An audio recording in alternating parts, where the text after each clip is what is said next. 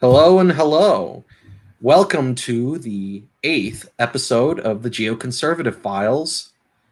Is the Enlightenment a lie? Joining me today is a fellow YouTuber and a good acquaintance of mine, Royal Endeavour. Say hi, Endeavour. Hi, thanks for having me on. Well, tell us a little bit about yourself. What's your channel like? What do you do on it? It's a right-wing, neo-reactionary YouTube channel where I discuss metapolitics, philosophy, history, and also I branch out into culture, sometimes films or literature, stuff like that. I'd say I'm broadly aligned with the dissident right movement as it's known. Good, good. Well, today we're going to be talking a bit about one of the series that is ongoing on your channel called Lies of the Enlightenment. I heard that you're editing the 6th episode of this right now. There are 5 episodes currently. Why don't you give us an idea of what this series is like, what your overall goal with it is, and where you're taking us with it? Well, I feel like that a lot of the ideas that were adopted from the Enlightenment and ones that were very prevalent and ones that are very influential today, I find that a lot of them really don't hold true, and that they are preventing us from finding a lot of solutions to many of the problems that the West faces in modernity today. And my goal really is to with each video, I take a concept from the Enlightenment. The first one I titled Enlightenment itself. It was like on the idea that man became enlightened. He advanced to a superior intellectual state somewhere around the 18th century. And then I'll look at ideas like the consent of the governed, the marketplace of ideas, human rights, and such. I'll take these ideas and analyze them and I'll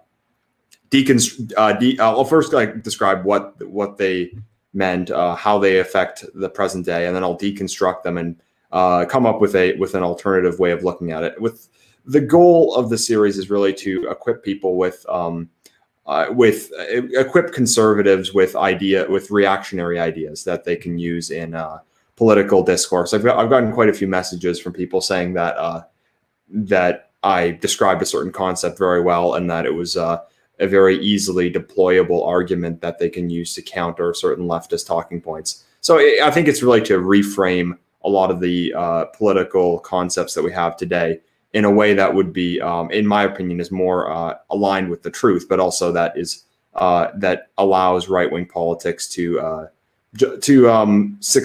really succeed, I guess.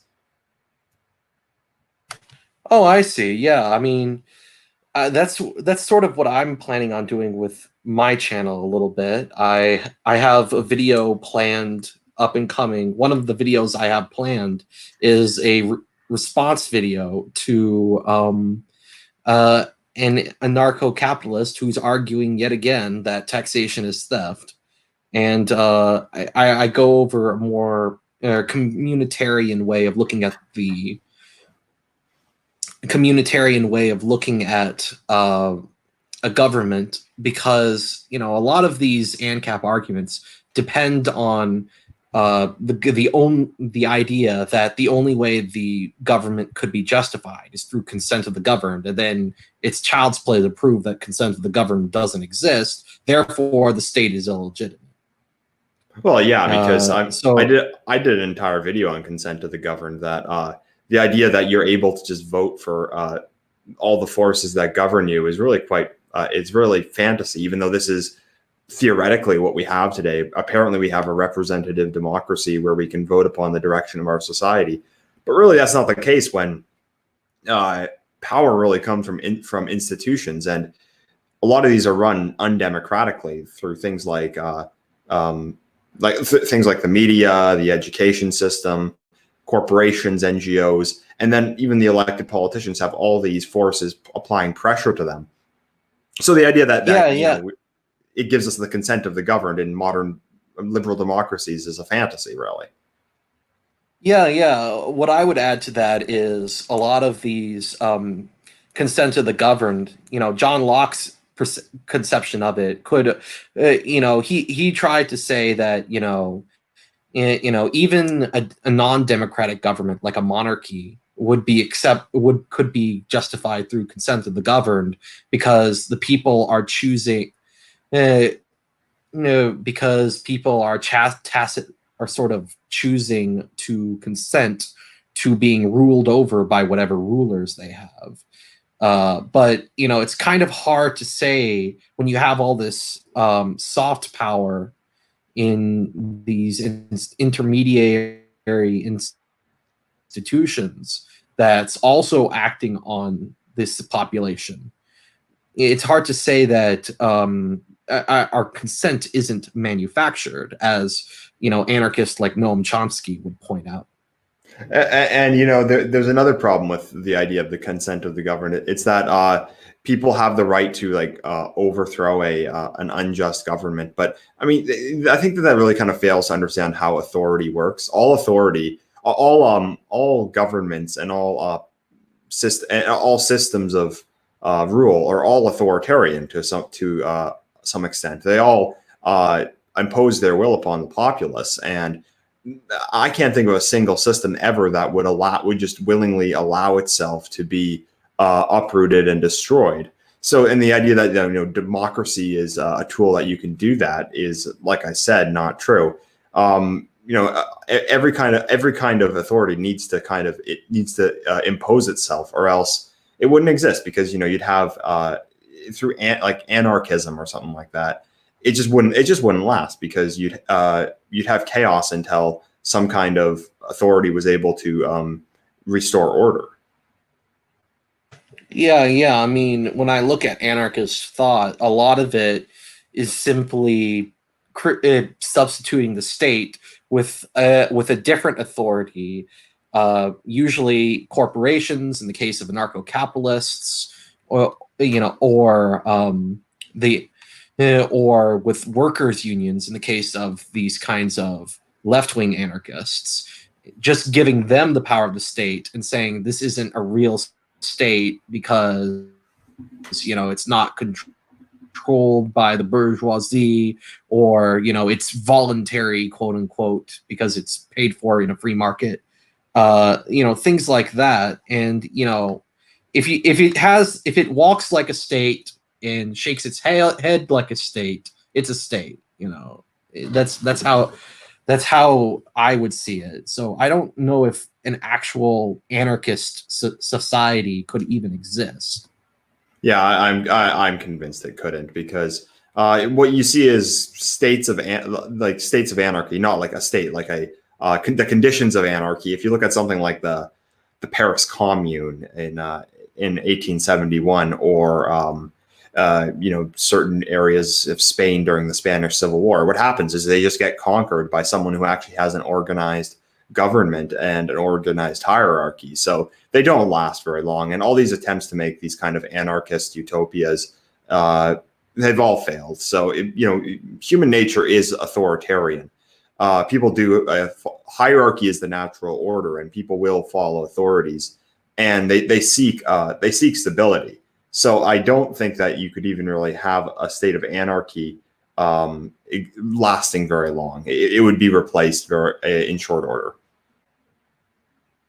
Either that, or it would be very destructive. Speaking, it just wouldn't be functional. I would like to sort of, and you've employed that sort of argument towards someone like Steven Pinker, who also he wrote an entire book supposedly debunking the blank slate, and yet he pretty much adheres to the sort of logical outcomes of the blank slate. That he seems to think that we should act as though the blank slate were true, even if it's scientifically false. Yes, I made that point in my video on the blank slate. So you have kind of a few different camps. That you'll have the progressives, the or the intersectional progressives, the far left, whatever you want to call them. They believe that human nature is completely malleable, and this is the ideology that is hegemonic today. It's the ideology in the universities that justifies these media narratives, and it's what all public policy is based on. It's the idea that all humans are interchangeable, that they're born as these blank slates, and their social outcome is the result of the systems around them. So inequality is the result of oppression, and that can be socially conditioned to create equality.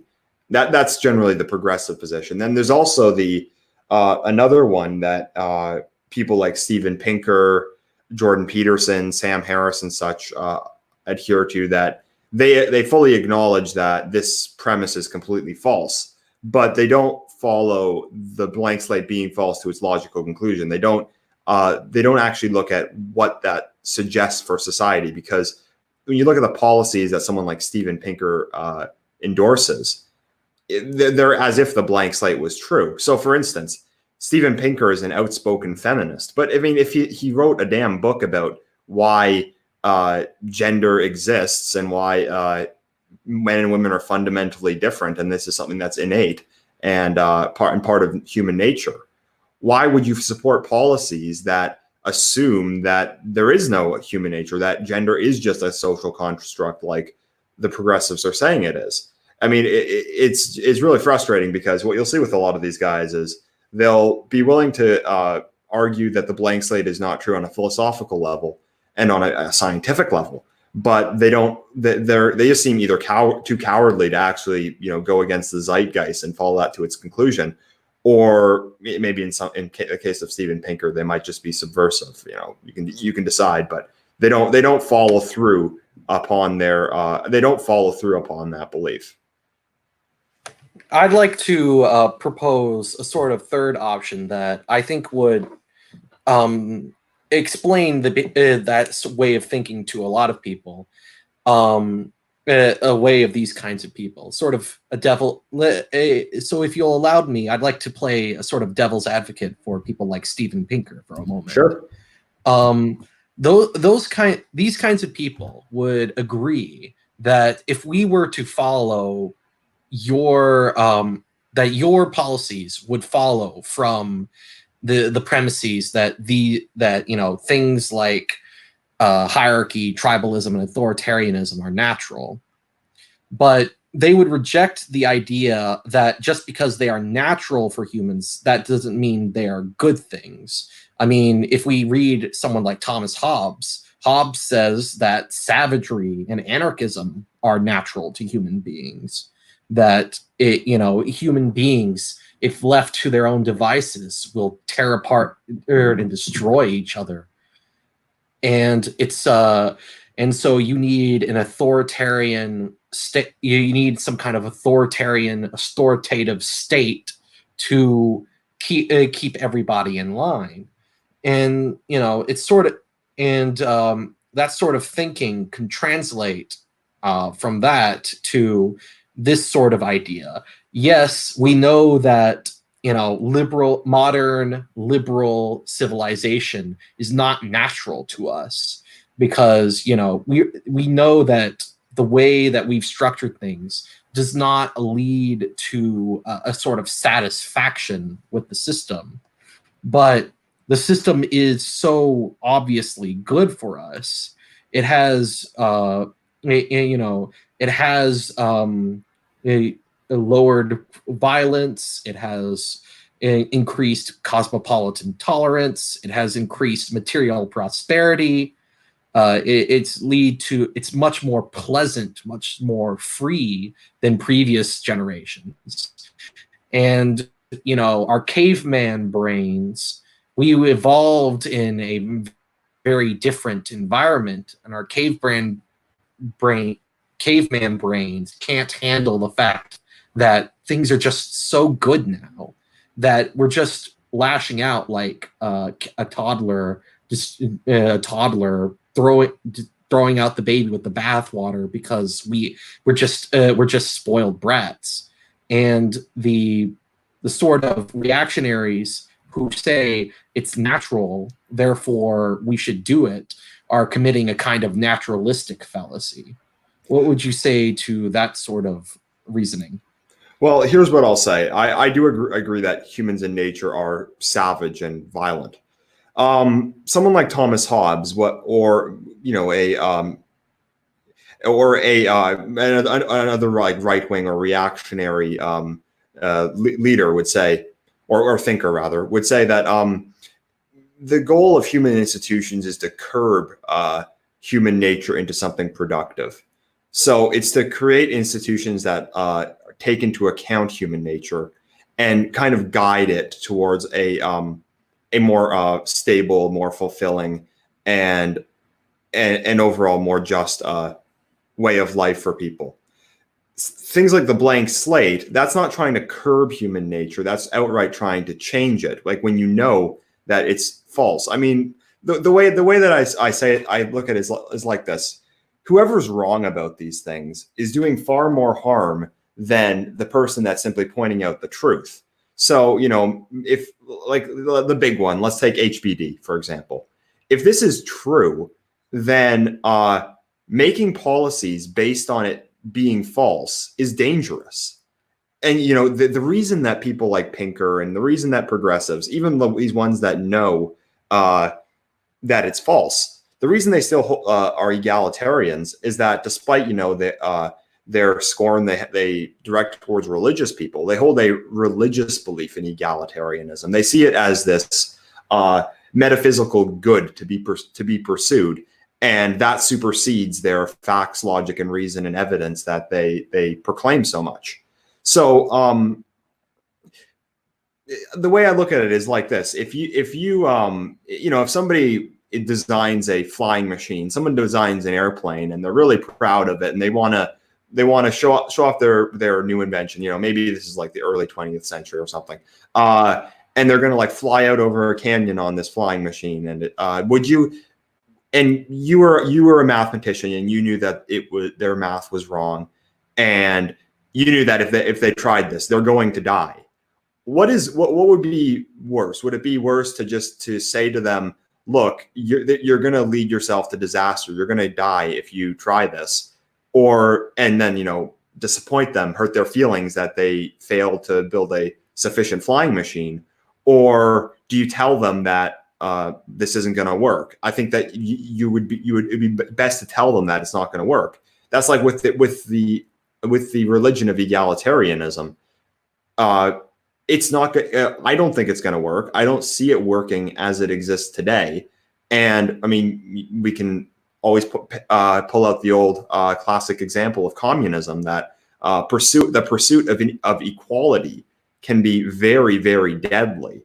And what I'll respond to someone like Pinker, where they say that, you know, society is just so great now that we've come so far since the Enlightenment. The Enlightenment has made life so perfect. Well, what I say is, technologically, we've come a long way. You know, people are less violent today because of technology. Why did the Vikings go off and murder a bunch of other tribes? Or why did they sack villages, kill the people, steal their resources? It's because they lived at a time when survival was a lot more difficult for them.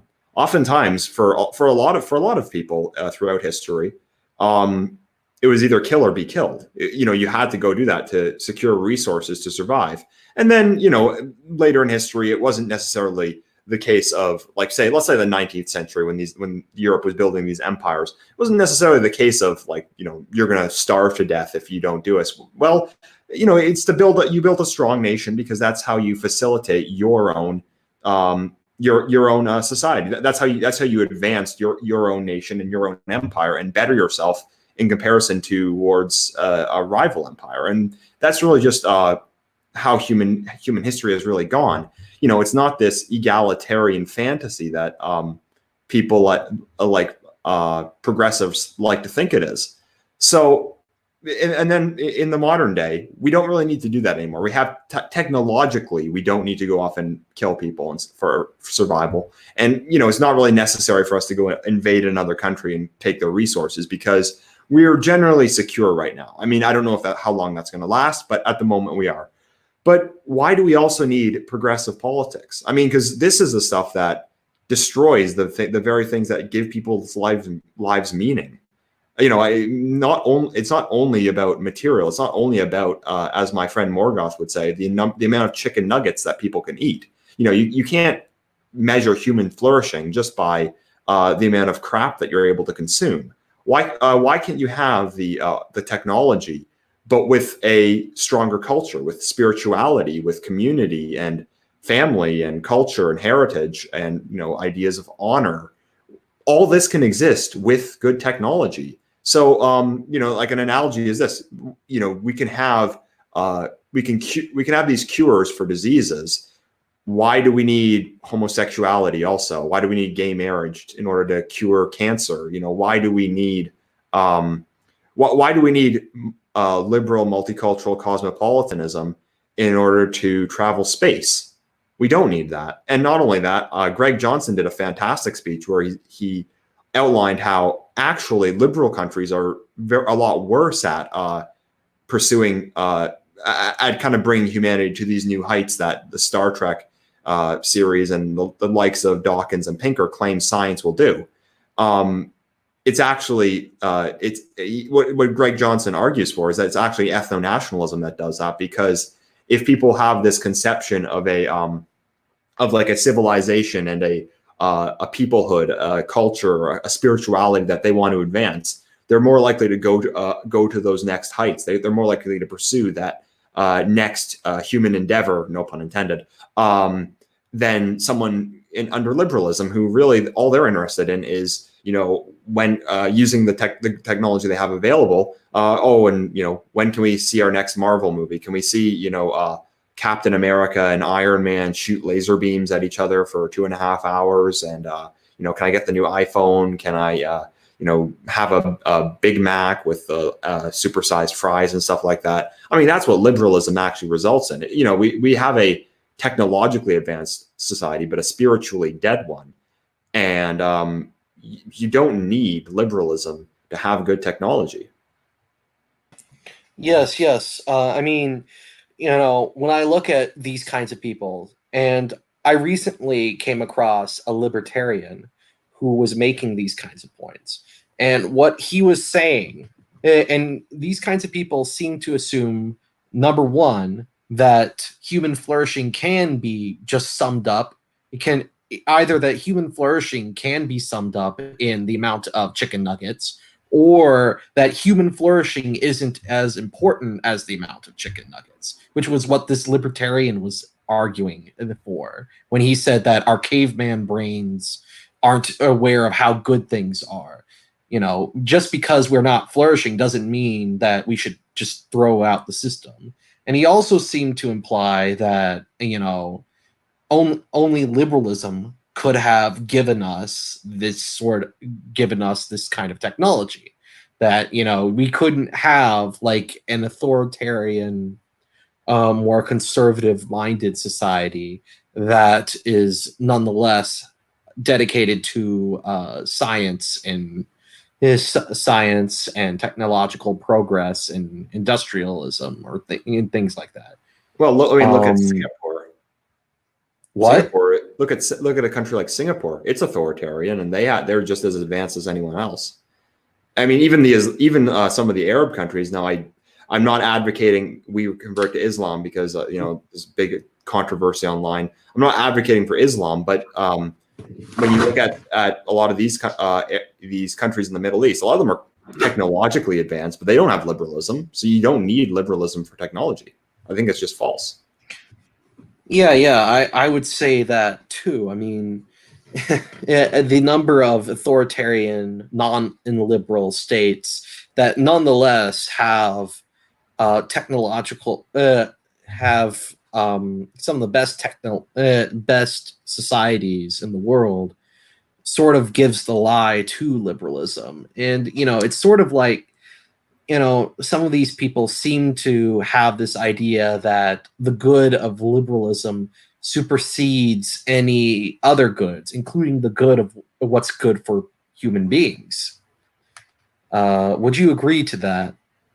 Yeah, I mean, this is kind of what I wanted to do with my Lies of the Enlightenment series. It's destroying these concepts and destroying these talking points that are just so influential in the West today, because they do really prevent you from actually advancing beyond that, kind of specifically as a right wing movement. So, um, like for example, the one I'm working on right now, which should be out in a few days, is the idea of freedom, the idea of liberty, the root word of liberalism. And what what I'm pointing out in that video is that the liberal notion that that freedom and liberty it just means that you're able to do whatever you want. You're able to pursue your own individual interests, and freedom means your right to to have gay marriage, to gay marry your life partner and have a marijuana farm in Montana while using guns to defend your property with deadly force, and have a Netflix account and a subscription to Pornhub. That's not freedom. That's just that's just a society that has no standards at all. All that is in that kind of conception of freedom, that freedom just means your freedom to do whatever you want, that your right to just behave in it whatever way possible, and to not have any consequences for that. It leads to an empty life. The argument I want to put forward is that liberty is your freedom to be. It's your freedom to be comfortable and to be comfortable in the culture that surrounds you, to feel at home, to feel in place in a community. Because I also say that liberty is collective. You need a group of people that you feel like you belong to, because people are tribalistic animals. And then you want your norms and customs to reflect the society that you live in, and to be governed by them. And then also people want things that are transcendental. They want the freedom to become excellent. They want goals to pursue. They want to pursue. They want things like good art. They want to see they want these big projects. Like an example I used is that no one feels more free when they're unemployed. They always feel depressed because they're they have all the time in the world to do whatever they want, but they want to be productive. Even people who are like retired or won the lottery, or these mega millionaires and billionaires, they continue doing projects, they continue funding things, they continue working, because simply sitting at home with all this money and spending that on like riding a sea-doo all day or something like that down in Barbados or something, that's overall is just an empty life. Man wants to pursue excellence, really. A concept you can look at is like Maslow's hierarchy of needs, there are some legitimate criticisms of that, but it does describe a lot of the problems with liberalism, even though Maslow himself is not necessarily a right winger, because liberalism, like the Steven Pinker variety, it's entirely focused on that bottom level. It's just the material, but people long for more than that. So yeah, like the point I wanted to make was that like freedom, it's not just doing whatever you want. It's not just having your individual right to just pursue your own gluttonous interests. It's about pursuing freedom is the freedom to be fulfilled in the society around you and to pursue something transcendental. Yeah, that's a very Aristotelian way of looking at freedom, I think, and Yes. that sort of segues nicely into our next into the first video that I wanted to discuss is specifically, which is your first one on the Enlightenment itself. So how would you define enlightenment, and how is it exactly a lie? Well, generally, it's I mean, as the name would suggest, it's that Western man became enlightened. He advanced intellectually and was able, and through reason, he was able to create a superior society and kind of advance beyond his brutal nature, really. I mean, I see. Yeah, I mean, sorry to interrupt, but yeah, there are quite a few people in the Enlightenment who saw themselves as applying modern science to human society. They saw that Isaac Newton discovered the laws of motion, and they wanted to discover the laws of human society and engineer the perfect society in that way. But go.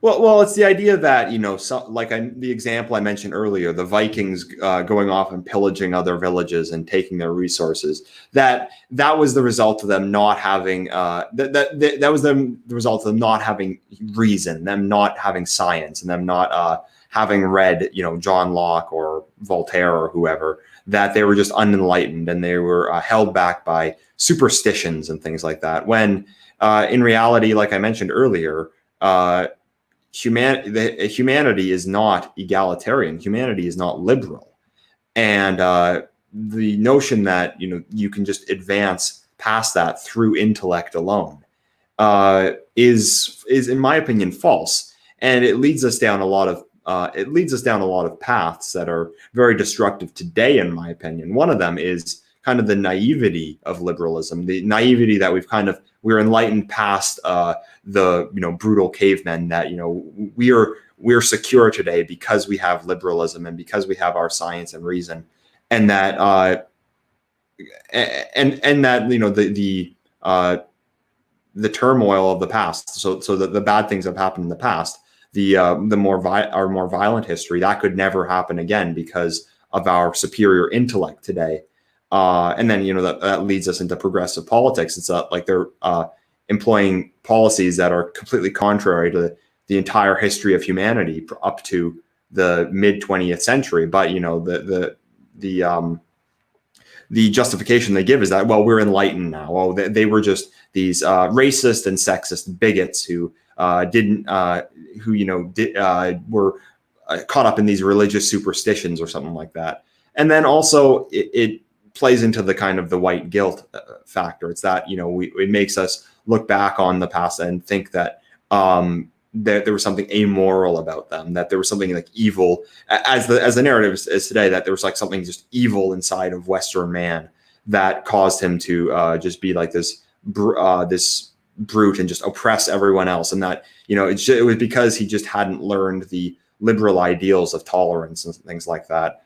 And of course, it's applied selectively. So, no one says that the Ottoman Empire was just this evil entity that Turks today have to feel horrible for, and they have to destroy their civilization as a result. It is selectively applied.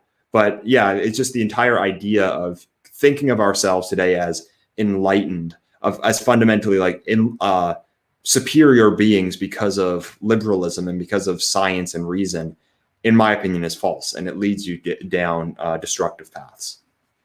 Well, not only is it false, I would say it leads to that sort of thinking that you describe leads to a kind of epistemological paranoia. Because if you think that all of history was a long nightmare of oppression that we are only now just waking up from because of some guy sitting on his armchair in the 19th century thought up the perfect economic system or whatever. We're just now escaping from this horrible oppression. Then you're going to look around at society and feel like everything is out to get you, including your own senses. Because if we were so blind to this oppression and evil for all this time, then how can we even trust what's common sense, what we can see with our own eyes? And that is, and I think that explains a good deal of why a lot of these liberal type, more egalitarian liberal types are, so fundamentally conspiratorial in a lot of ways. They say that we are the conspiracy theorists for, questioning the system, questioning their motives. But we're not the people who go on a rampage talking about Donald Trump.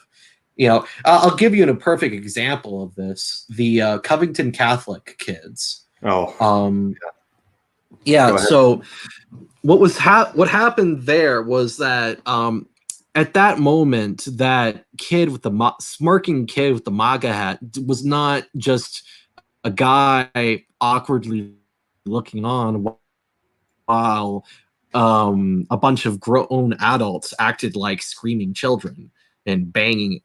It was he was at that moment an embodiment of the historical oppression, because you had to see you had to, and it's part of that paranoia mindset of paranoia, to see like a kid as like a symbol of historical oppression and evil just lurking beyond the visible world. It's sort of, it's actually kind of a demonic view of sorts, or Gnostic view, because you're trying to say that through our perfect system of thought we can see beyond the reality of the situation and see, oh, by the way, this is secretly racist or something. Everything you like is secretly racist. I thought that the Covington Catholic case was a very, very interesting one. It was a turning point for me personally, and I think it was for many others, like just how outrageous it was. And on a personal note, like, I'm not an old guy. I'm 25. I'm still young. But if there's one thing I hate, it's people who attack the young. It's people who attack children, and like that's the one thing that really drives me crazy. It's when they attack those who are younger than me. And what was so terrifying about that one is that it wasn't these it wasn't like these crazy like anarchist leftists or something like that. That can be written off as just some radicals. It was the institutions of power. It was the media. It was these multi-billion-dollar media corporations. It was conservative Christians doing it too, colluding to try to ruin the life of someone who wasn't even 18 yet. How could Todd Man at go on? Sorry. What I had said at the time was that you see the image of Nicholas Sandmann, the boy, wearing the MAGA hat, smiling at as the Native American guy bangs the drum in his face. It was like it flipped all of the switches in the progressive brain into haywire. Like that was like a dagger right into the system, because there's just so many aspects to this. There's the MAGA hat. There's that he's white. It was a pro-life march. He was probably middle class. They go to a Catholic school. He's associated with conservatism, and that the guy who was banging the drum in his face is considered a victim. You see, that is to the progressive mind. That's essentially one of the. It's a real world embodiment of metaphysical evil, because what progressivism as it exists today, and we're kind of going outside of the Enlightenment here. Like, I don't think this is the result of the Enlightenment, but this is more of a post-World War II phenomenon. But I would say it's I would say it's actually a mutation of the Enlightenment for reason that emerged after World War II. Yes, for sort of the reasons that I gave, that if you believe in the Enlightenment narrative, as you said, you're going to be more inclined to these sort of paranoid narratives. Yes. So the metapolitical work that the left, if we want to call them that, there is another phrase we could use, but it's just YouTube. What they've done is they've used metapolitics to essentially cast people of European descent as a metaphysical evil. So and Nicholas Sandman, just simply being there, he himself embodies that evil in the real world, and the metaphysical good, that being the left's victim groups, that being mostly like blacks or natives or LGBT movement.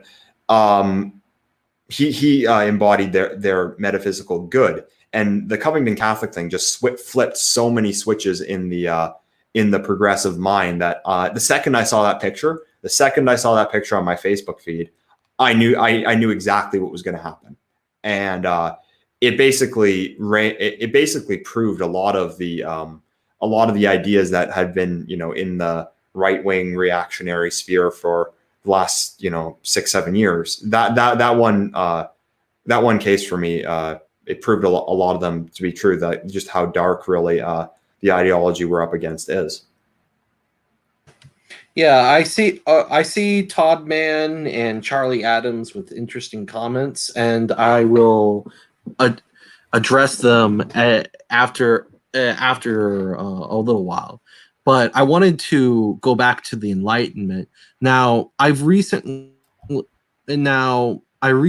reread rather the Kant's favorite, Immanuel Kant's essay, one of his most famous essays, "What is Enlightenment?" I believe it's called, and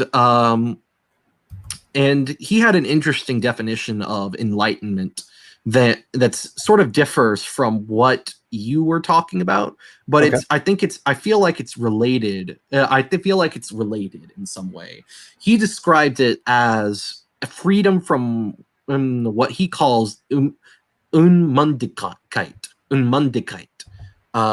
which now it comes from the German word unmündig, which literally translated means non-mouthed or lacking a voice. It also means dependent or immature.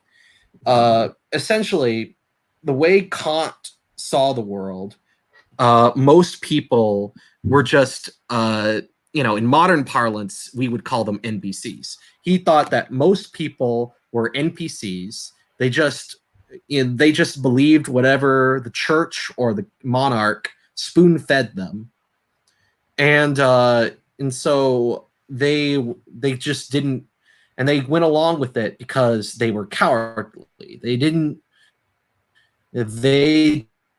not. They were stuck in a perpetual immature state because they just didn't think for themselves. And so enlightenment for Kant requires sort of this thinking for yourself, and that requires having this kind of individual autonomy and freedom of thought, where you would be absolutely free to question anything and to believe anything, so long as you performed whatever social role you had. Like, for instance, if you were a soldier, or if you were a soldier working for the king, for example, you could say anything, you could question anything the king did openly and without shame, but you had to do your duties to the king, pay your taxes, and fight for the king, because that's your social duty. But you had this, but in order to be fully enlightened, you have to, be able to think for yourself outside of whatever dogmas that you were given. Now, what would you think about this sort of idea of enlightenment? Well, to be honest, I haven't got around to reading Immanuel Kant yet, so I'm not an expert on him by any stretch. What I'd say though is that I think it's also it also results in a lot of problems for the fact that I don't think you really can question everything. You do have to make assumptions about the world at some point. Can you go around in life questioning, if 1 + 1 = 2?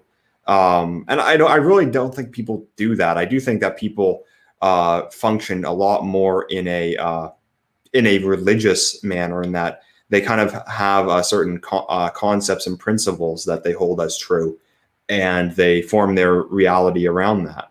So I'd say that the idea of man as this creature that is just purely rational, and that he can question all things, and he can use reason to come to a logical conclusion based on the or he can use rather than reason, he can use like empirical evidence to come to some conclusion, or through reason. I know that they're not the same thing, and the idea that like humanity functions like that, I think is definitely not in Kant's case. Yeah, but go on. Yeah.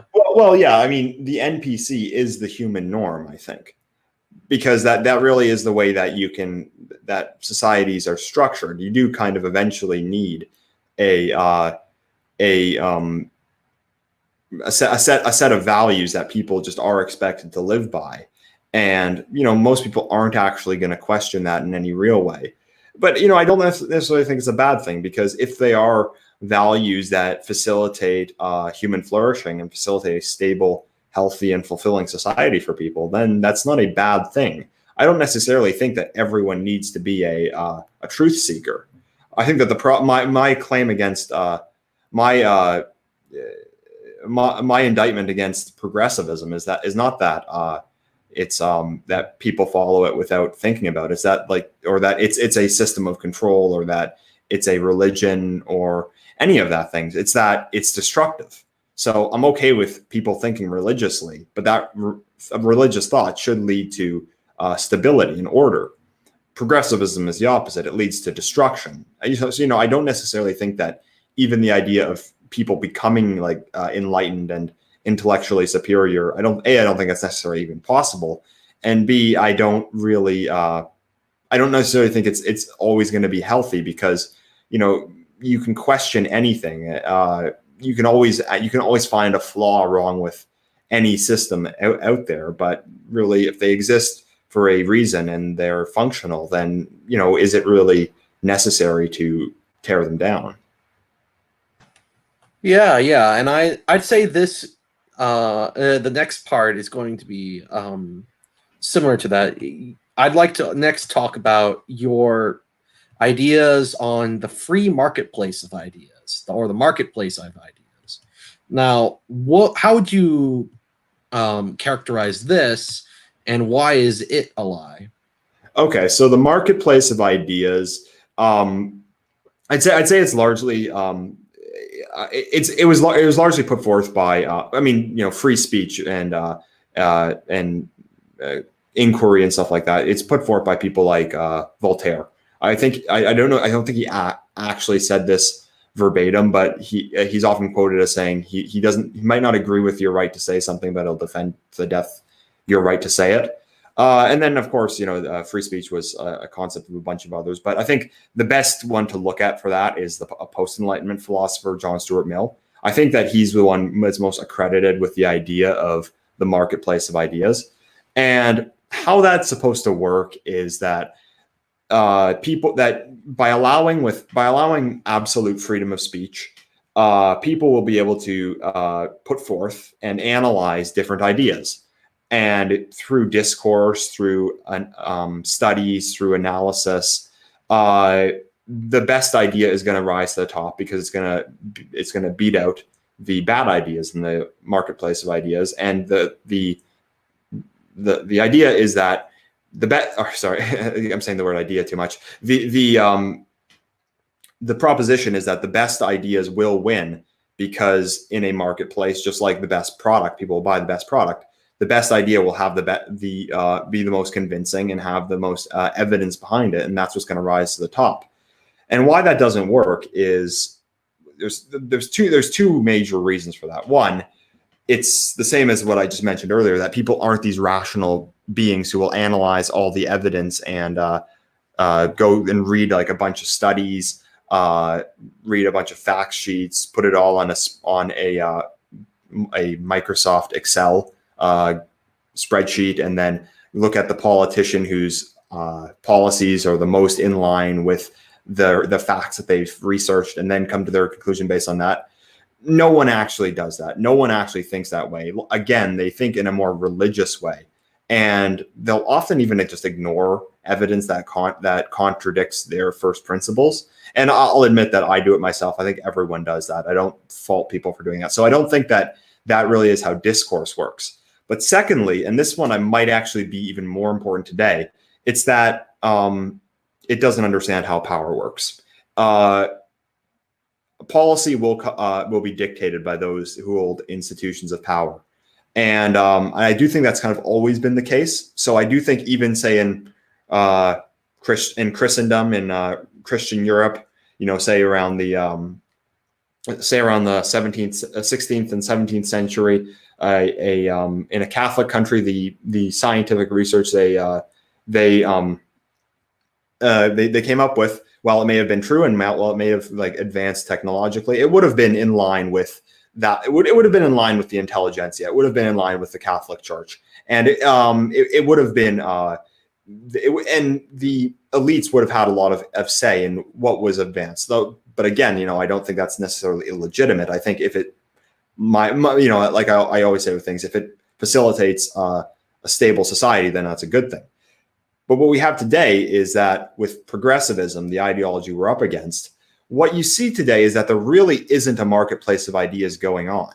Now, I'll point again to Morgoth, who did a brilliant video on this, one of the first videos he actually did on his channel. And what he took the example of it was actually a response to Thinking Ape, where Thinking Ape had criticized him for not being a free speech absolutist. And what he said was, Thinking Ape, who was a MGTOW guy, he probably has all the arguments, all the facts in the world to debunk feminism.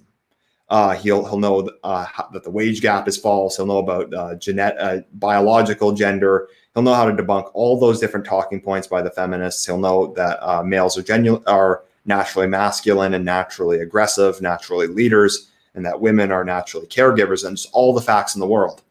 And all that is readily available. Look at Sargon's videos. They have millions and millions of views.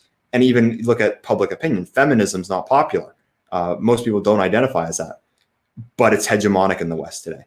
All of the policies are based on gender not existing. All of the policies are based on this egalitarian notion that gender is a social construct that simply was designed to oppress women, and that we need to just remove the social conditioning to achieve equality. It's hegemonic. All Western countries have these policies in place to some degree or another. I mean, the same with race realism. We have all the evidence. We've had evidence for decades, plenty of it, and in my opinion, very convincing evidence to suggest that things like IQ is not evenly distributed amongst different populations. But again, all the policies all the policies in place suggest that that's are based on egalitarianism. So when you see the left controls the media, the education system, they have heavy sway over politicians, and with woke capital and the corporations, all this institutional might is able to crush any ideas. The Western world today is it's entirely based on this egalitarian lie, and we have all this evidence to debunk it. But the marketplace of ideas isn't displacing those ideas, because that's what people in power want. Well, I would say I would also say that even if we were to model the marketplace of ideas to the free market, it's not always the case that people choose what is best for them. Just like people will buy junk food and Pornhub if you give them absolute freedom, quote unquote. So would they would choose a comforting lie over a hard truth. But yeah, I'd say what you said is also correct, in that it's not really taking into account how ideas propagate, how ideas act, how there's this it fails to take into consideration the idea of a collective belief as opposed to individual belief. And this is sort of what the purpose of censorship was in traditional societies. It wasn't to force everybody to believe the same exact thing.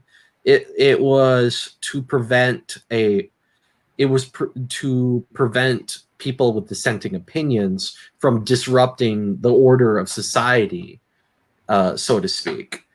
Now, I'm not really defending that or anything, but I can. But I'll that's defend sort it. of the. Well, you'll defend. I know you'll defend it, and there's a good argue. I think there are good arguments for it. What I would just say that the idea of freedom of speech wasn't simple. Was originally conceived in English common law as a defense against libel. The idea was that someone you damage the reputation of some some rich guy. That rich guy could sue you in court, even if you say you were completely factual in what you said, and provably so. And the idea of freedom of speech was, well, you have we as Christians have a moral duty to say what is truthful, and so the law can't. You can't have the law coerce people to just spout lies, or keep silent if they know that there's something wrong. So that was the original rationale for freedom of speech. It didn't have this. It never assumed that the best ideas would rise to the top. It was always it was always much more limited. They didn't use freedom of speech to justify blasphemy or attacking the government or moral corruption through pornography or anything like that, because that would have undermined the authority structures of the society in question. Now, I will say, I have come across one argument from a friend of mine that I've had on this channel, Right Ruminations. We went back and forth on this because he believes in the marketplace of ideas. And what he would say is, all right, well, I acknowledge that the free marketplace of ideas does not always lead to the best ideas rising to the top. And I'll even grant, for the sake of argument, that the marketplace of ideas doesn't lead to the correct ideas rising to the top most of the time. That it only in the minority of instances does it lead to the correct ideas rising to the top. But the marketplace of ideas is the only way one can find truth. And if you don't have a marketplace for ideas, you have zero chance of finding what is true or what is false. What would you say to something like that? Well, I'd say my opposition to the marketplace of ideas doesn't mean that you have to be narrow-minded and just have this ironclad doctrine that you can't ever question. I don't think anyone should really go through life like that, and I don't think society should be built on that way. That I do think, though, you have to keep out poison, though. So I don't think that, like for example, in a ideal society. Would I be okay with somebody disagreeing with me on economics? I'd be fine with that. So, for example, I support universal health care. Would I be against the right of somebody who doesn't support that to say that? Of course not. Or maybe somebody who supports this one social policy that I don't think should be paid for by taxpayers' dollars. Do I think that person should be censored and prevented from voicing that opinion? No, I don't. Absolutely not.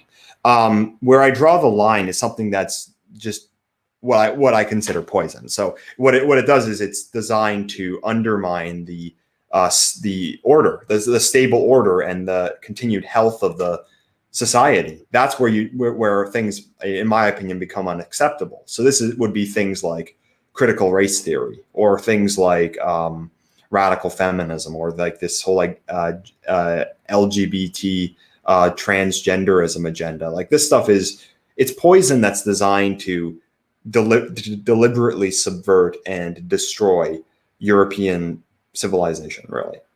And why should you tolerate that in the marketplace of ideas when like the problem is that the problem is that when you hold liberalism as your a fundamental good, you put free speech above everything that above everything else. You know, if you're good, if your first principle, your what you consider to be good and what you're fighting for is your civilization, that being your ethnic group, your religion, your culture, and such, then something that's obviously hostile towards that should not be. You should not accept that. And the left fully understands this. Like, being that they're the ones that are in control of the zeitgeist right now and all the institutions, they know damn well that they can't let our ideas enter the discourse. They know damn well they can't ever let reactionary thought come in. They know that they can't let my idea that man is brutal in nature become something that's influential over I don't know, the academy, or that there would be media narratives about why white people aren't actually evil or something like that. They know they can't allow that because it's subversive to their hegemonic ideology. Really, the difference is, again, I kind of keep coming back to this.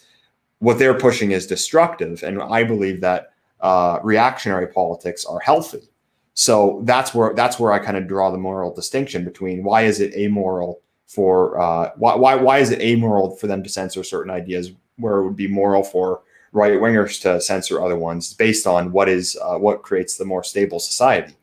And it kind of just comes to one of the other problems with liberalism, is that by holding that ideal, what's going to end up happening is that you'll be the one who gets censored, and basically you're putting all the power in the hands of your enemies. Because if you believe in free speech for all, but they believe in only free speech for themselves, well, then what's going to end up happening is they're going to win that battle.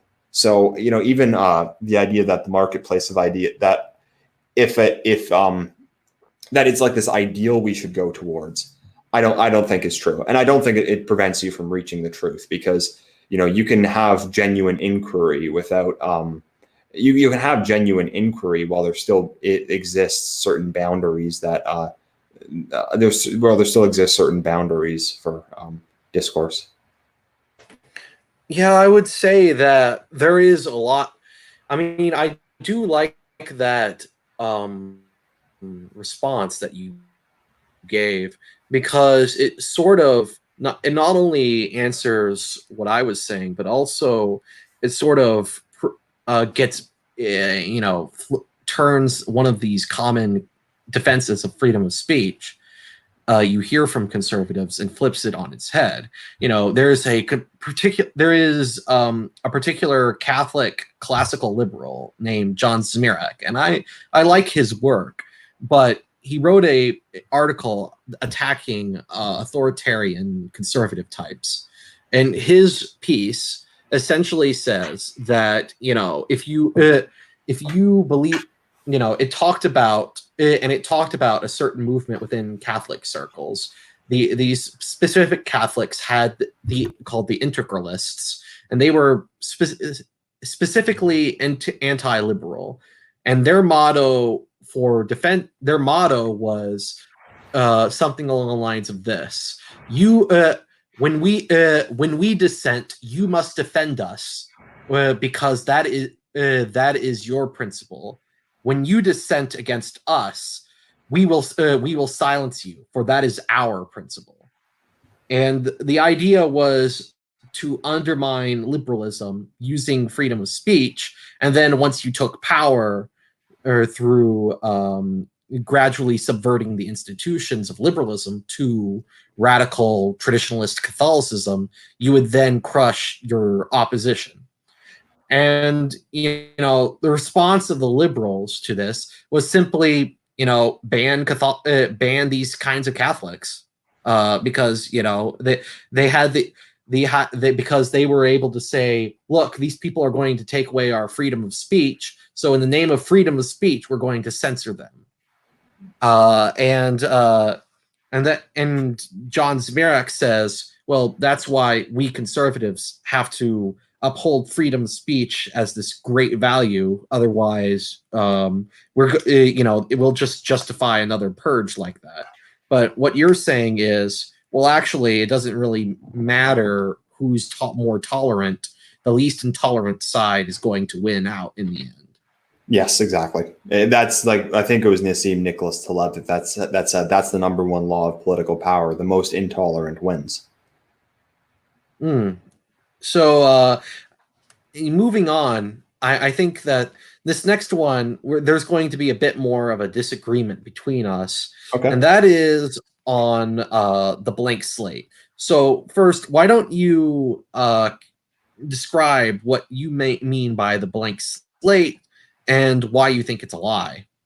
Well, the blank slate is the idea that man comes into the world as a blank slate. He has no innate principles on his mind, and that he's shaped through education. He's shaped from the society around him, and so his understanding of reality is his understanding of reality comes from experience. And the rationale is that through education you can build a better man who is more intelligent, really, and more successful. Because John Locke, who actually wrote the book Tabula Rasa, was a big proponent for education. It wasn't. He didn't write a book called Tabula Rasa. He Yes, wrote a book. His book was Human Understanding, I believe. Treatise on Human Understanding. I think it was called. It was. What was the title called again? Sorry, I can't remember the exact title. I mentioned it in my video. Something like a treatise on human understanding. Yeah, something human understanding. On the origins of human understanding. That was it, I think. The problem with it is that I don't think that is really how it works in reality, because there's well, first of all, there's human nature. There's different things like you're just like animal nature. You'll have the people naturally will want to survive. They'll naturally want to eat. They'll naturally want to form tribes. They'll naturally want to start a family. And then there is they as mammals, they have the nature that they want to survive and pass on their offspring. But I feel that from human nature also comes more abstract principles. So, like, let's take the example of parenthood, of parental care. That's something that's in human nature. That's something that's instinctual.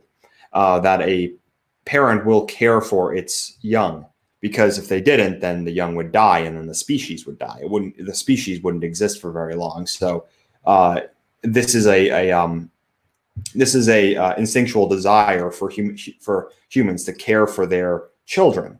But then from that comes a bunch of other, you can actually draw a lot of abstractions out of that. So you can draw the idea that the institution of marriage out of that, and you can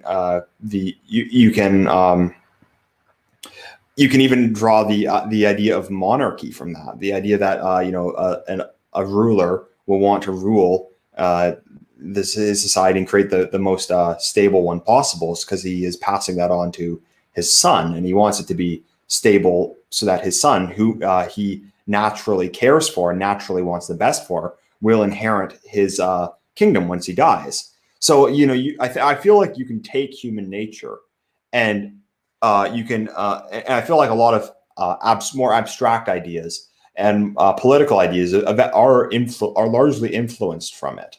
And then I'd say also, on a more philosophical level, I do feel like the idea that you can only gain knowledge through experience, I don't think is true either, because if that was the case, then you wouldn't be able to conceptualize like a perfectly round circle, because it doesn't exist in the natural world. No one's ever experienced a perfectly round circle, but we still kind of have we can still conceptualize it in our mind. Or another example could be that a baby, the second it learns to crawl, knows that the shortest distance from one point to another is in a straight line. So you put a baby in a room and a toy on the other side of the room, it's going to crawl in a straight line to that toy, because it just kind of knows that that's the fastest route. It doesn't need to do some experimentation by going in zigzags or something like that. It just feels like there is certain there is certain innate knowledge that people come into the world with.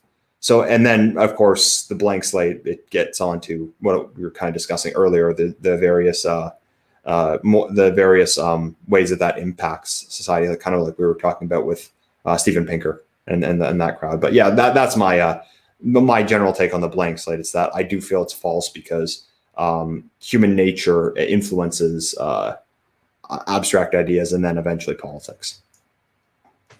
Yeah. I mean, it's kind of funny because I myself philosophically come from the Aristotelian Thomist school, and Aristotle was the one who came up with the idea of tabula rasa. He called the human mind a canvas, a blank. I think it was like a blank a clear tablet that it received that received information from the surrounding surroundings. Yet, the way you described human nature, the way you were able to take, for instance, the natural tendency of mothers and fathers to care for their children and turn that into an argument for monarchy, very much resembles the Aristotelian Thomist ethics of natural law versus John Locke's version of natural law, which depends on God owning us as his property, and therefore we cannot violate God's laws, or else we're violating God's property rights.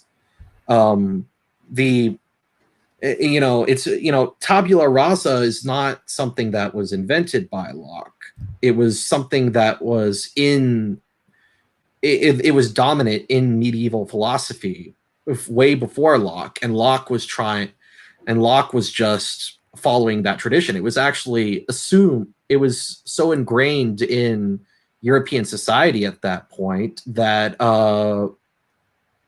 it was written into our legal codes. And yet, Locke, I think what we are seeing with Locke, or the change that Locke did, isn't necessarily the advent of empiricism, but something that you were getting at when you talked about the perfect triangle. Because the difference between Aristotle and Locke was that Aristotle thought, contra Plato, Aristotle thought that you could experience perfect triangles within every imperfect triangle. That what happens was the form of the triangle,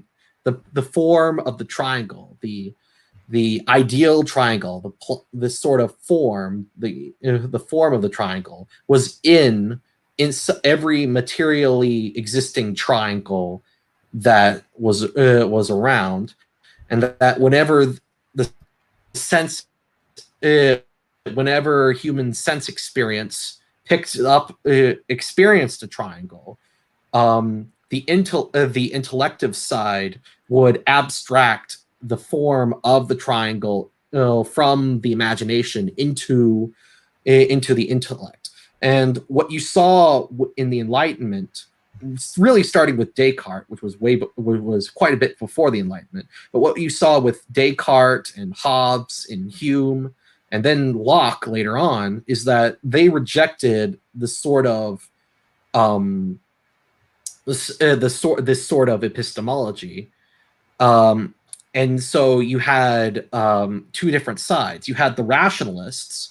They would have said, the rationalists like Descartes would have said, just like you said, these sort of, we know of these, we know we can't experience perfect triangles, so therefore we should have these innate ideas of perfect triangles. And they were very much and because of this, they were extremely skeptical of any empirical knowledge. And they sort of thought that you could know everything through very abstract metaphysics. And then on the opposite side, you had someone like David Hume and John Locke, though to a lesser degree, because Locke was a less radical empiricist than David Hume or Thomas Hobbes. Those people said, well, the perfect triangle is just a figment of our imagination that we invented, and we can't actually know the essence of the form of a thing through our experience of it. We can only sort of imagine it the same way we can imagine Star Trek. We can imagine Star Trek, even though we've never experienced the world of Star Trek before. We can imagine it, and sort of like that.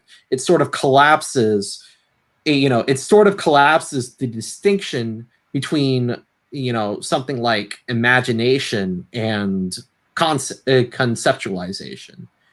And that leads to the consequences, some of the consequences below, because, if you don't believe anything, if you don't believe that there is nothing that isn't down to human imagination, then really human nature is very malleable, much more malleable than John Locke would have understood it to be as being.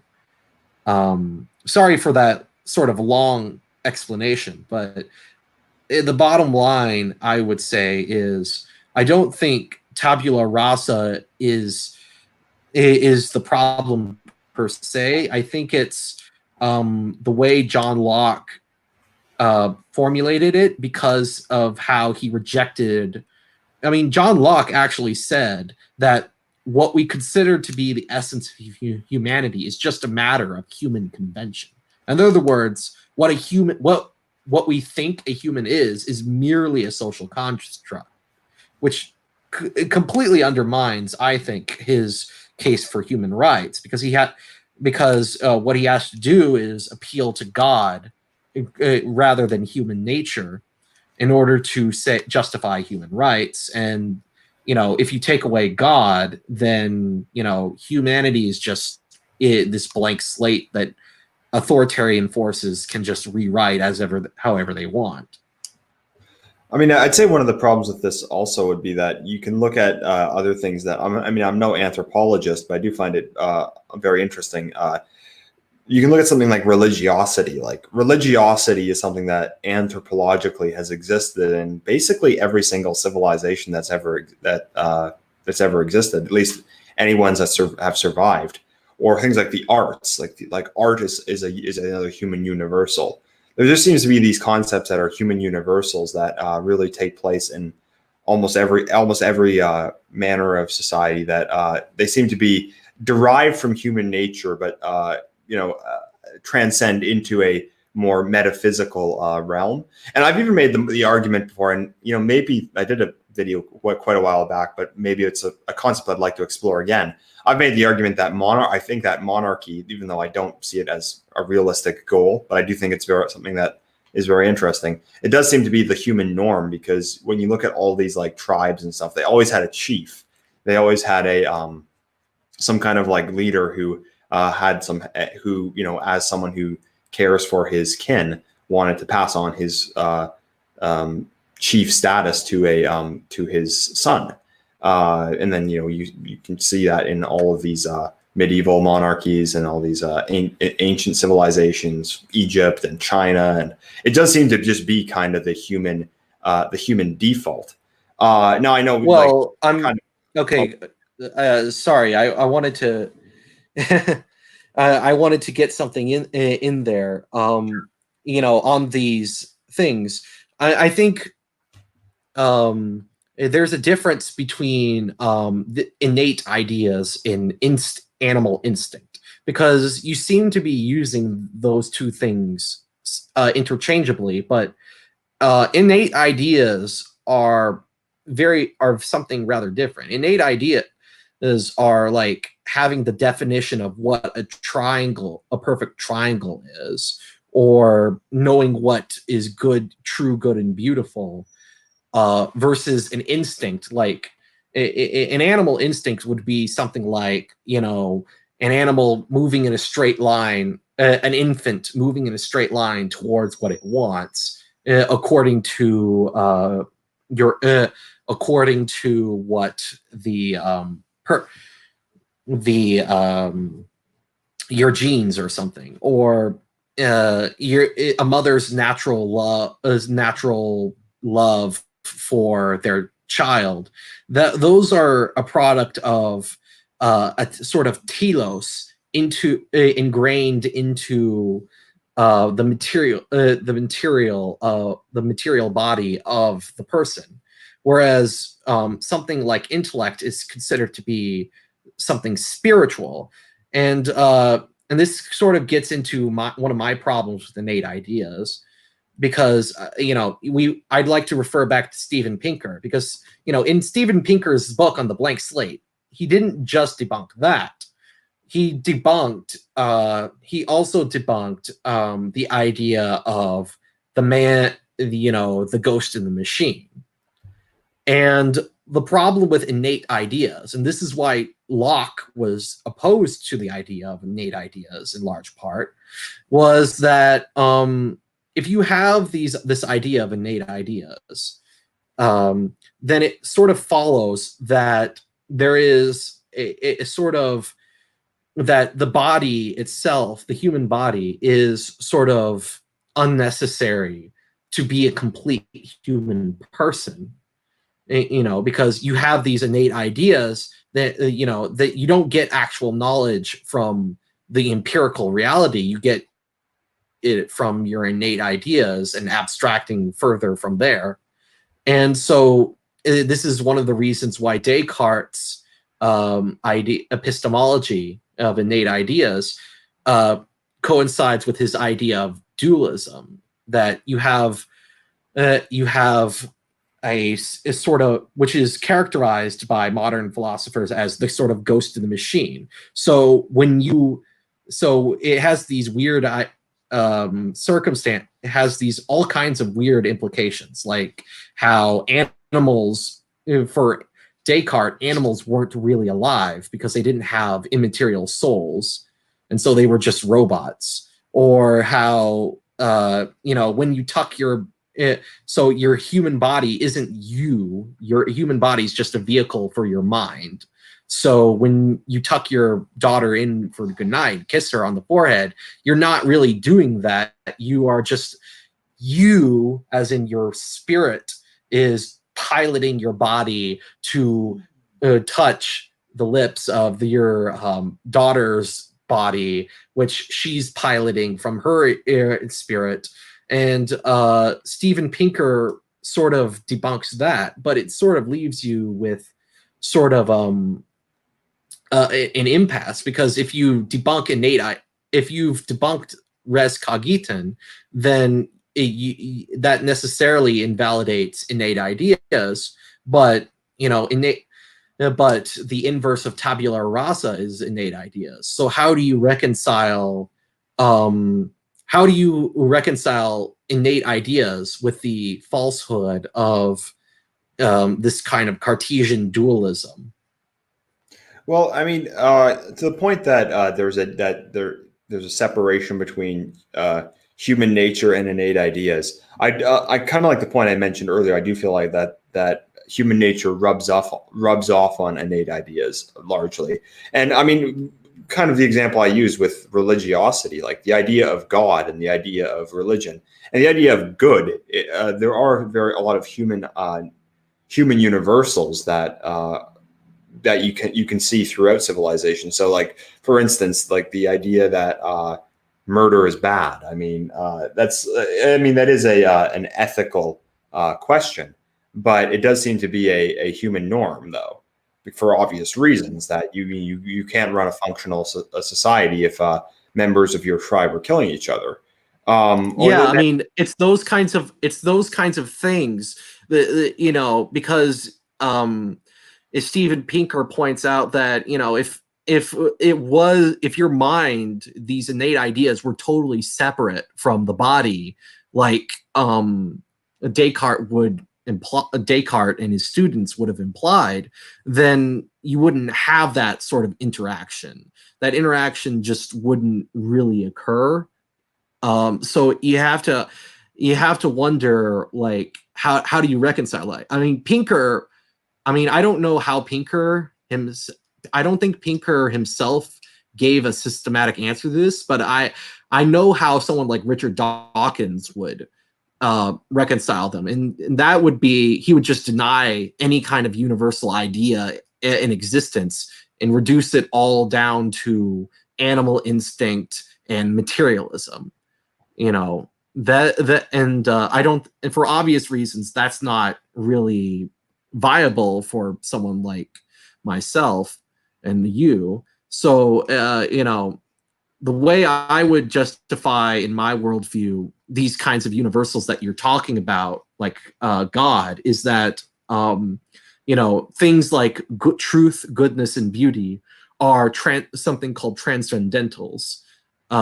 These are things that are that are convertible with being, such that they're sort of these universal properties that are found in anything that exists. Anything that exists is in some sense true, good, and beautiful in the fact that it exists. And so our experience, you know, these universals come from our universal experience of these things. And you could say the same with human nature. If you believe that all humans have a nature, then, you know, we have experience of human nature in the fact that we subjectively feel pain, we subjectively have we have these senses, and we have these instincts that we struggle with.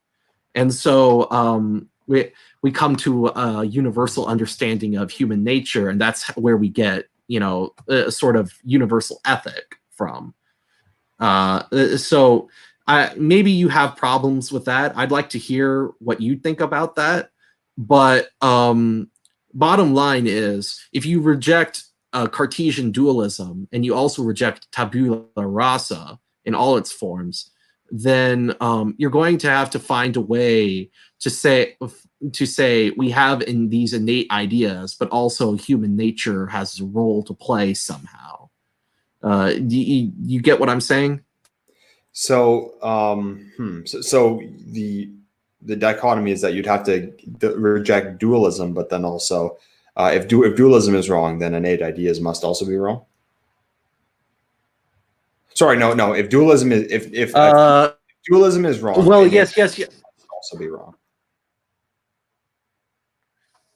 Well, innate ideas implies dualism, and you know, you can only escape that by either embracing some kind of materialism, where, you know, you just deny that innate ideas are these immaterial transcendental things, and that they're just reducible to human instinct, which is actually you know, that's actually something remarkably similar to Locke, actually, because Locke reduces the way Locke justified tabula rasa against the kinds of things that you said. It was exactly something like that. That, you know,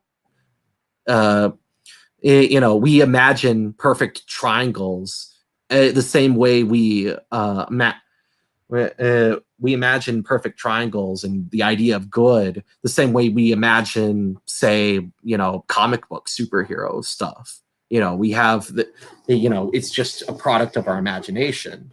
And I think the atheist materialist would say the same thing. He would just have someone like following Pinker, they would take into account genetics and say, well, it's all instinct. It's all instinct. And, you know, what I like about the Aristotelian model is that you can sort of reconcile the idea of empiricism with the idea of a sort of substantial human nature that isn't just malleable to the whims of social planners. But, you know, I'm not saying that you have to do that. I think if you, I'm sorry for putting you on the spot like this, because this is a very difficult subject. It's very deep, and it's very deep subject that and I think you are hitting on, when you, in your video, you do hit on a very difficult problem for empiricists in the classic tradition, in Locke's tradition.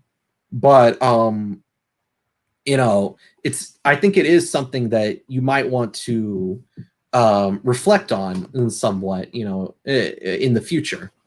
Okay, yeah, and I have no problem with that. I guess for me, I just have a hard time believing that, for example, that people came to the ideas of God and they formed religiosity based on empirical experience, and rather than something immaterial that push them in that direction. I just feel like a lot of these human norms are not really things that came about through experience, through kind of empirical observation. Well, I guess what I would say is it you would have to expand on what you consider experience far beyond what Locke would have liked. Because a modern empiricist would not include things like religious experience as part of experience for similar reasons that you described, whereas an Aristotelian like Aquinas would have said, we experience God in the goodness of creation. We experience God in a limited way in how goodness is. We take in the form of these things, and then we abstract to an idea of what God is, and we know God exists because of things like the five ways, and we know that, and we have a feeling of the sacred, and this is something that you might to wrap up. This is something that you might be able to agree with. Aquinas would have said that humans' free will and our intellect aren't just these freewheeling things like Locke would have said. It's just not just like how the body has tendencies, these instincts that drive it towards certain things. So too does our intellect and free will drive us to have a telos towards certain outcomes. And the free will, for instance, is directed towards what is good as sort of a natural way, and we can't actually change our own free will such that it doesn't point to what we consider good.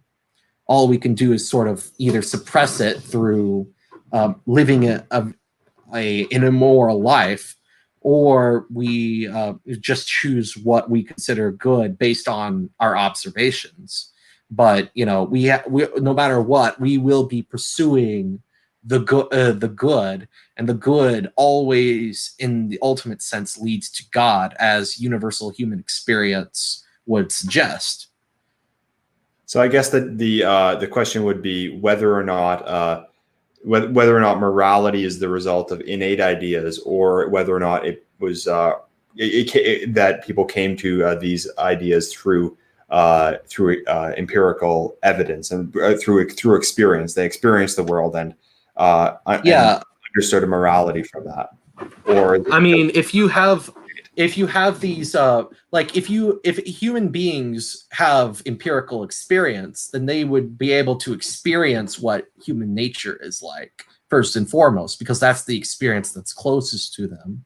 And since all human beings share a human nature that has specific tendencies, like for instance the tendency to love one's children, you could derive a sort of a morality from that through your own experience of human nature, in the similar way to what you did earlier, which was, okay, we have this we have these love for children, so we derive marriage and monarchy and things like that. And that's how someone like Aquinas would have reasoned his ethics. That's how Aristotle formed his ethics. So it's something, I think it's something to really look into if you really are interested in the Christian idea of innate ideas. There were several Christians that did that. I think there was Saint Bonaventure and Saint Augustine that defended the idea of innate ideas against the more Aristotelian-minded Christians like Aquinas. It's sort of an interesting split, because Plato believed in innate ideas too, and he believed in something similar to Cartesian dualism. But in Platonism and Aristotelianism, there's a lot that they have in common. They both would be opposed to, this kind of Lockean Enlightenment philosophy, but they would probably disagree with about like the specifics of why they would disagree with it. But they're both very much a part of the same classical tradition. Yeah. That Yeah. What I'd say is that I mean, I am a lot more focused on the political realm than I am necessarily the deep philosophical realm on my YouTube channel. What I would say though is that if tabula rasa, as you're describing it, is true, I'd say that my arguments that I made in that video still hold up, because it's clearly something that really is not something that you can change really, and it's not something you'd be able to change through well, policies that are being enacted today. So I'd say that my arguments would still hold up for. So if it's true, but then the experience. Do you understand what I mean by that? Sorry. Yeah. I mean, I would probably sum up my understanding of tabula rasa with what this one very tongue-in-cheek NRX blog called Radish Magazine once said about it.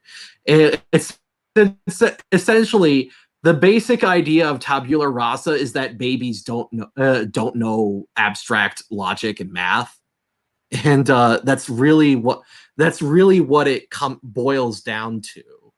And if you try to expand on that to where babies don't have animal instincts and that we can just mold human beings however we want, you can't actually, like, that's sort of ridiculous. That's sort of this pie in the sky type of deal. And the only reason Locke expanded tabula rasa that far was because he had a bias. He didn't want to just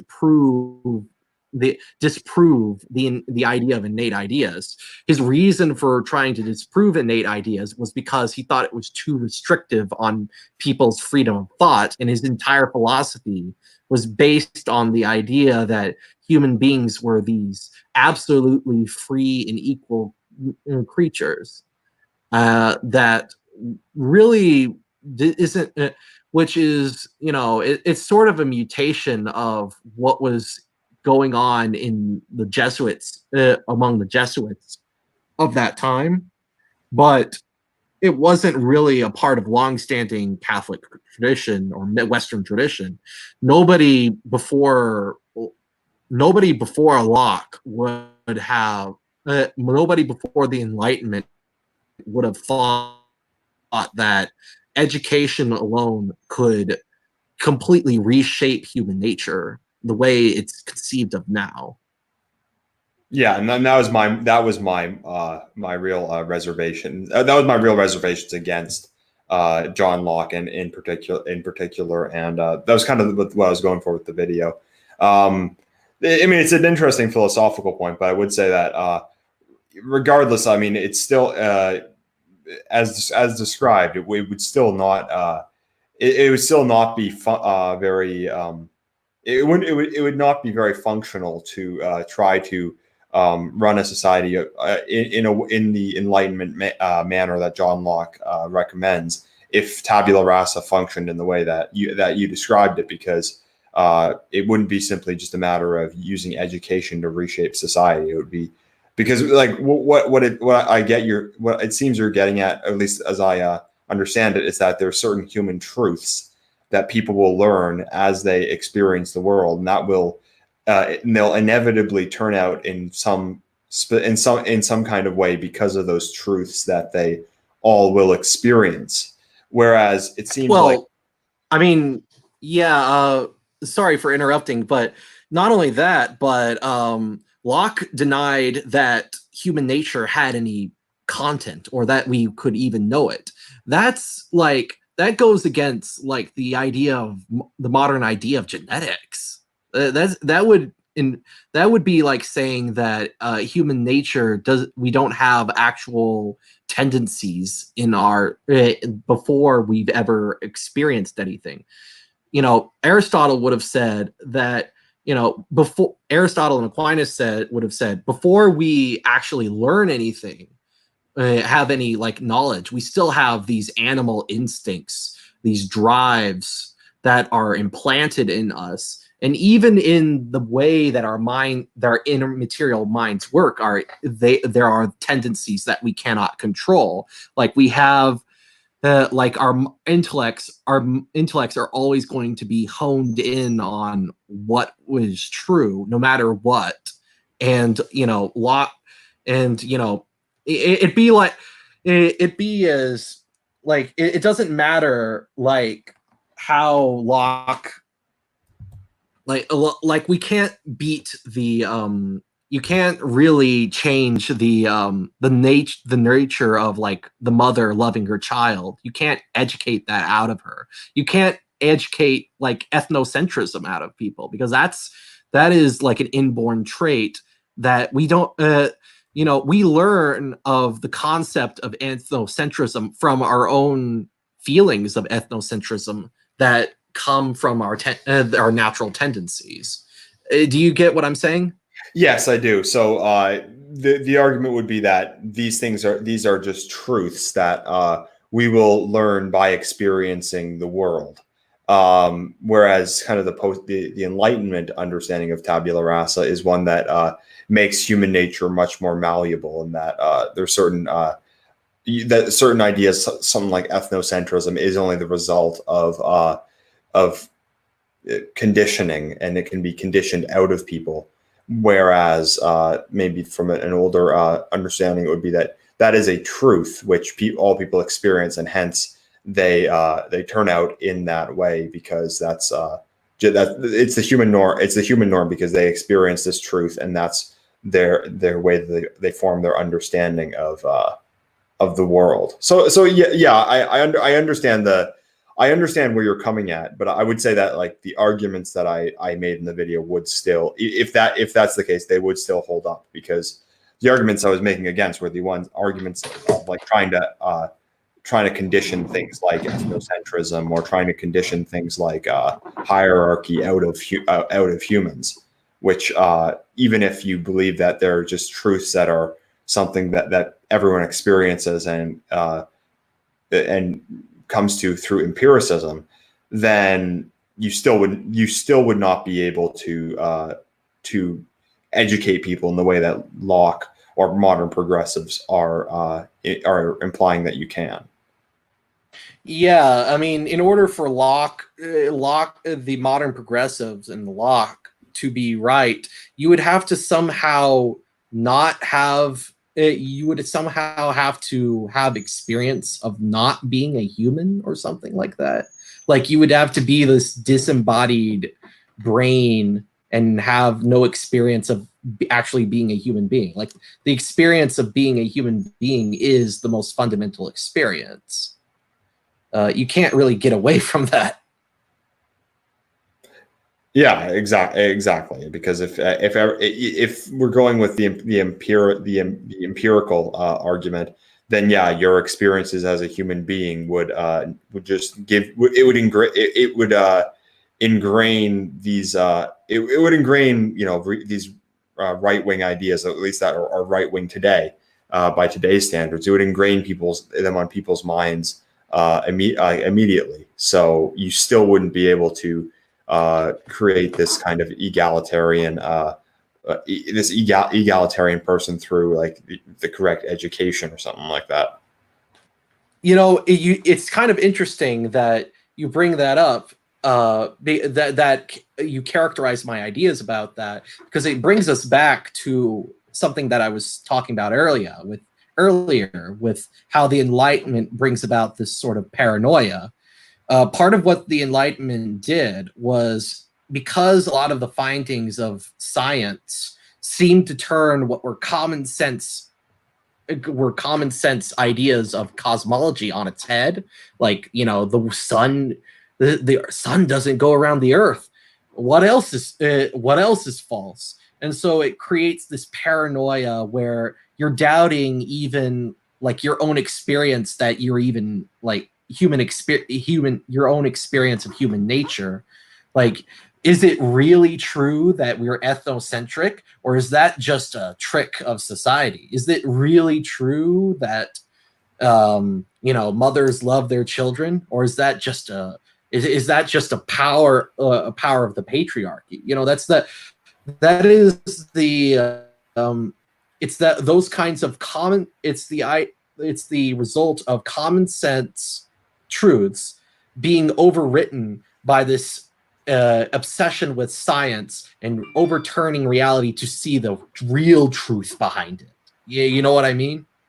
Yeah, and that's just like that's kind of just my general argument against this entire idea of like, people becoming enlightened, that you can just you just need kind of the through reason and through reason and science, you can just overcome those just basic truths that are just so that just have so much impact on you.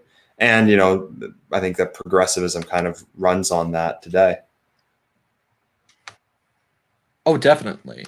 So we are getting close on time. I don't want to go more than 2 hours, but one last question I would say is, what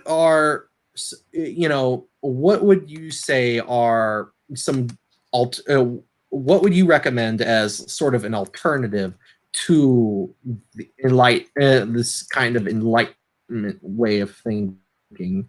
And it's because I would say, as someone like me, I would endorse the works of someone like Aristotle and Thomas Aquinas, and I would also look to the modern day Thomists of the communitarian school and sort of sit like Alistair McIntyre and synthesize that. If you synthesize that, if you take into account ethnocentrism, you could develop a more positive, healthy society based on that. But I'd be curious on what you would recommend. Well, I think that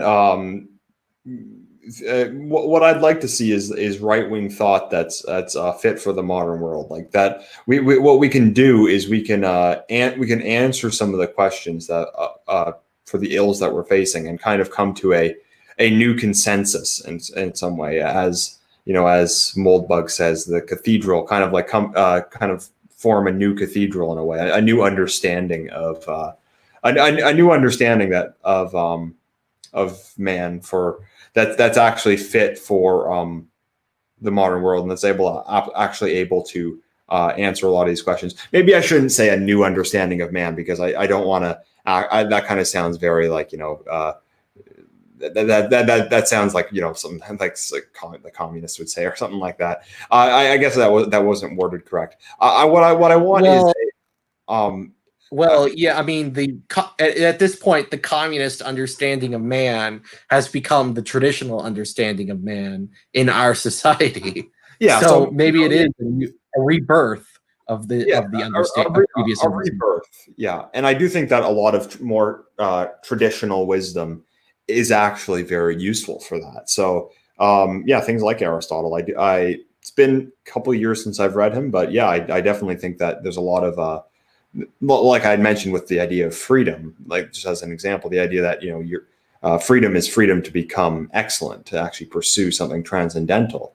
I mean, that's just an example of I think a change in the kind of mindset that we need. We need a different mindset that away from Enlightenment liberalism and the offshoots of it, the mutations of it in modern progressivism. We need a new kind of consensus that actually is able to guide us towards a more stable and a more fulfilling way of life for Western civilization. And I'd say that I don't want to like point to one ideology in particular. I don't want to point to one school of thought alone, because all of them kind of emerged in a historical context. And I think that kind of, as that's going to manifest itself in the modern day, it's going to be something new. So I don't like to, I don't like to find one past ideology and say, well, that's what we need to replace the Enlightenment with, what we need to replace liberalism with, because I do think it's going to be kind of a something new entirely that answers the questions that we have in our current historical period. But yeah, I do think there's plenty of schools of thought that that can be very influential in that, both classical and then new thoughts like neo-reaction, which I'm of course very interested in on my channel. Yeah, there is one last thing that I wanted to show you. I thought this would be a funny thing to sort of end on, which I thought was hilarious. When I came across this article, it's from 2 years ago. It really. Can you see this? You have to share screen. I can't. Oh, wait, 1 second. The African Enlightenment. Yeah. The highest ideals of Locke, Hume, and Kant were first proposed more than a century earlier by an Ethiopian in a cave. Yeah, and the Enlightenment, it's kind of funny because this guy, Dag Horber, some German name, this guy talks about how, the ideas of reason and science, skepticism, secularism, and equality were all proposed by by an African named Jacob in a cave with a box of scraps. No joke. Well, he came up with the Enlightenment in a cave with a box of scraps. Well, there's two things I need to say. One is and then this guy that wrote this article. I kind of have a feeling I might be going out on a limb here, but I doubt he actually is German. I'm gonna guess he's a fellow German, based on talking points like that. But other than that, I was also gonna say, do I need to make a video about this guy now? Zara Jacob. I don't know. Zara. The funny thing about this article is it talks about the supposed inconsistencies of the Enlightenment thinkers, compared to this guy who had a more modern view. Well, this is just where he says, Descartes denounced infidels and atheists who he called more arrogant than learned. And Locke said that atheists should not at all be tolerated. And in contrast, Jacob was an agnostic. And then subjectivity of religion. And then also, and then Jacob was a proto-feminist in his day, and while Kant said some bad things about women, and also Hume, and then also Locke supported the transatlantic slave trade, and Hume said racist things, while this guy was like, all men are created are equal in the presence of God, and then, you see things like that. And you have to wonder, how long will the progressive types really hold on to their heritage of the Enlightenment? Will these guys one day join the ranks of the evil white reactionaries? Yes, they will. We'd be. Go on. Oh, well, I was going to say it's not as much to do with the Enlightenment, but more to do with kind of just the zeitgeist we have today. It's just like they'll just tell whatever lies they can to say that, well, actually Europe didn't actually do this. It was actually Africa. It's Africans actually built the Roman Empire. Africans actually made the Industrial Revolution. Nikola Tesla, the stuff you think he invented, well, that was actually invented by a transgendered black lesbian. I mean, it's just like they're trying to write you out of your. They're trying to write us out of our civilization, and they'll have to like go back and rewrite history in order to say that, well, it's actually we was Kangs that did this and not you. I mean, look at things like the 1619 project or all this stuff. We was liberals. Yeah. We So was basically liberals. everything good, they'll have to go back. Like they're saying that like they're trying to put this stuff in like Shakespeare now, and it's well, I mean, it's more. It doesn't have as much to do with the Enlightenment as much as it is in order to like replace you demographically. They also have to do it like culturally. They have to do it culturally too, and like they're just kind of reorienting. They're just rewriting history in order to facilitate that. So that's what this thing is. I know it's kind of not entirely related to what we were talking about, but that's how we have this. I mean, European guy. I came across this article while I was preparing my notes for this live stream.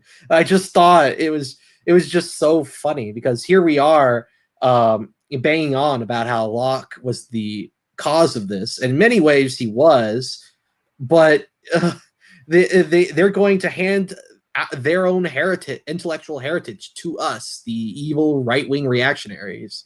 And I think it gives a lot of truth to what Don Colacho, who was himself a Colombian reactionary writer, once said, that reactionaries are the guardians of every heritage, including the heritages of revolutionaries.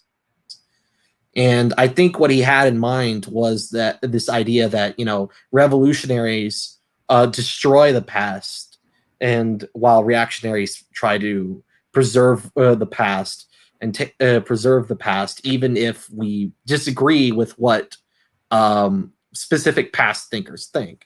I mean, say what you want about John Locke or Jean-Jacques Rousseau or John Stuart Mill.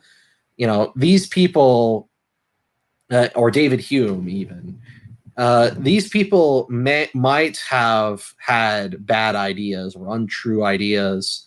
They might have been partly responsible in some kind of intellectual sense for bringing about the modern day circumstances, but we still could gain a lot from reading where their works, why they went wrong, and sort of understanding them as a sort of how they sort of these great thinkers, even if they got things wrong, their arguments were interesting.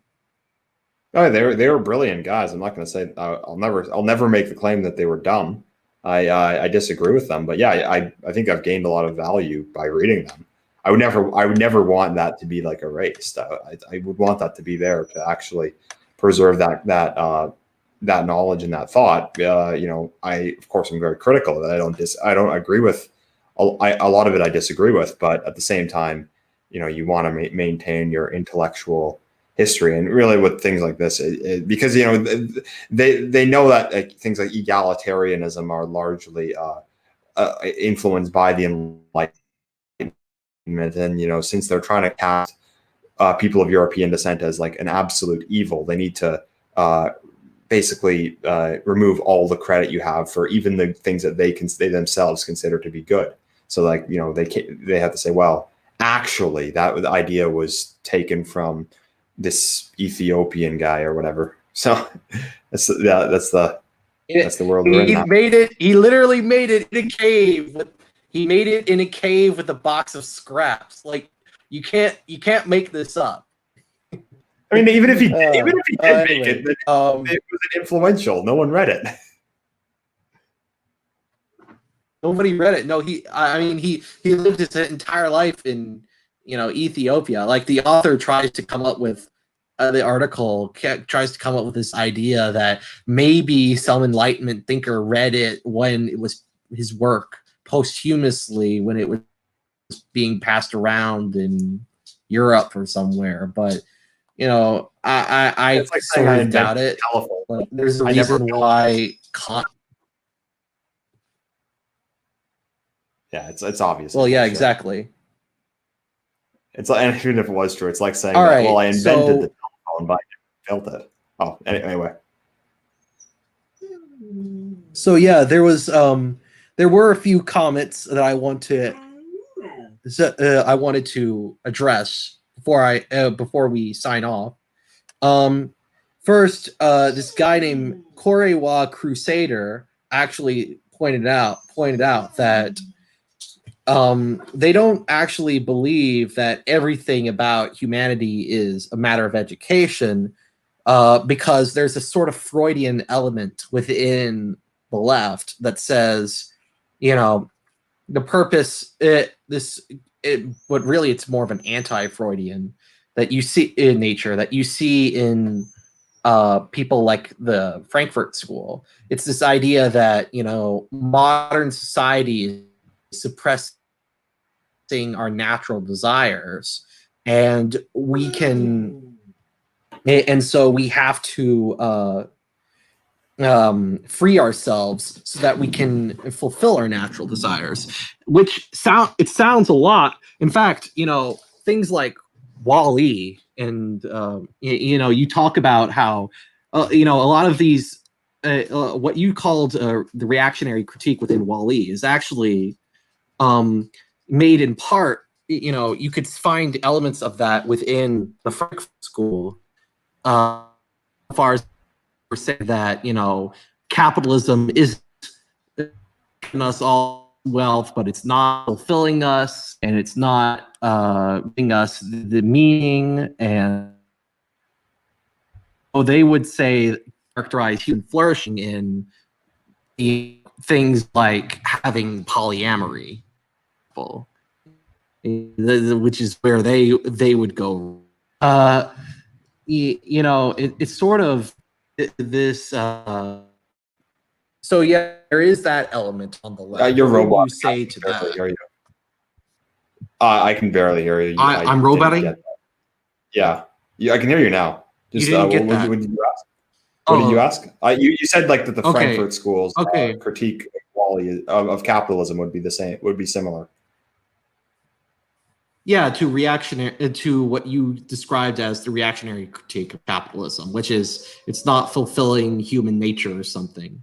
And you know, there was this Freudian idea in the left. You'd see in intersectionality and transgenderism, this idea that we have these natural desires that are being suppressed by the system, and that we could, if we overthrew the system, we could fulfill these natural desires. You see this somewhat in Marx. You'd see this somewhat in that sort of essentialism in their thinking, that sort of the sort of blank slate mentality.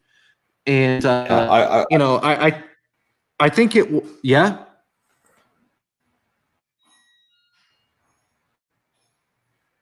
Well, what I was going to say was, you know, they might be right about the critique of capitalism. Oh, yeah, they might be right in their critique of capitalism, but they're certainly not right about what to replace it with. And secondly, I mean, these guys, it's just their entire ideology is just designed to destroy, really. I mean, and just look at all the people behind it. Look what let's just say they don't have that much of a vested interest in the West.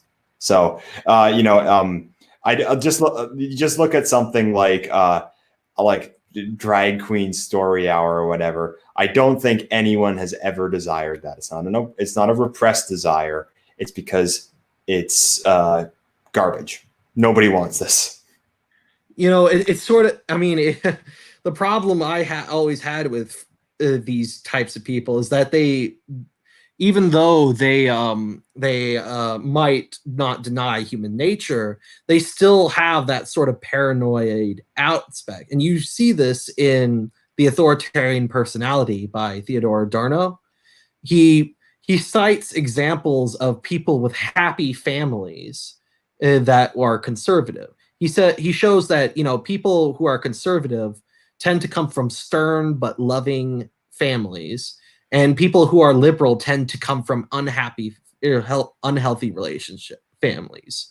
And from this he concludes that the conservatives have something wrong with them because they must obviously have had a bad childhood, just like the liberals, but they weren't courageous enough to tell the truth about it. Well, yeah, it's an ideology that's It's designed to destroy.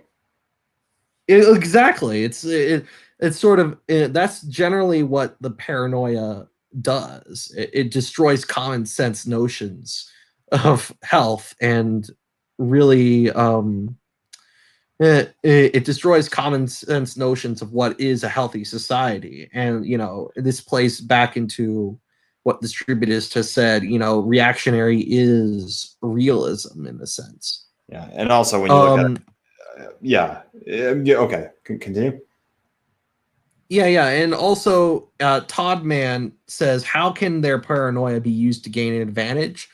Well, the paranoia, well, as I implied earlier, the paranoia is, well, first of all, it provides sort of emotional fuel. If you actually believed that America was this closet white supremacy society, that's going to really motivate you, especially if you're a black guy.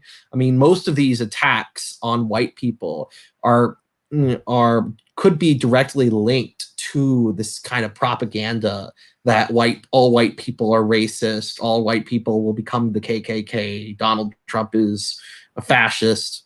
That kind of rhetoric does fuel a lot of black on white violence.